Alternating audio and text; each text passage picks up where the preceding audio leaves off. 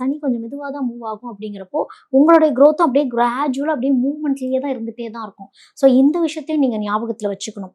அதே மாதிரி ஃபினான்ஷியல் பிளான்லாம் வந்து கரெக்டாக ஸ்ட்ரக்சராக நீங்கள் பிளான் பண்ணணும். சேவிங்ஸ் இது, என்னுடைய என்டர்டெயின்மெண்ட்டுக்கு இது, நான் என்னோட க்ரோத்துக்கு அது, என்னுடைய கேபிட்டல் இது அப்படின்ட்டு எல்லாமே வந்து செக்ரிகேட் பண்ண தெரிஞ்சிருக்கும் மகரத்துக்கு. அது ரொம்ப அவசியம். தான தர்மங்கள் பண்ணுறேன்ட்டு தான தர்மம் தாராளமாக பண்ணலாம், டூ மச்சாக பண்ணிடக்கூடாது. ஏன்னா ஆல்ரெடி லைஃப்பில் நிறையா நீங்கள் பார்த்துட்டீங்க. ஸோ எல்லாமே ஒரு லிமிட்டேஷன்ஸ்குள்ளே இருந்துக்கிறது நல்லது.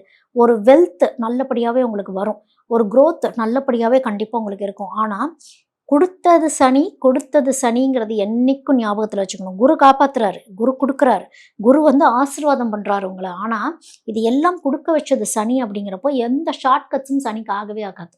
ஸோ ஷார்ட்கட்டு குறுக்கு பாதையில் போயிட்டு நான் இந்த விஷயத்த நான் அடைஞ்சிடலாம்னா திருப்பி ரிப்பீட் மோடு தான்.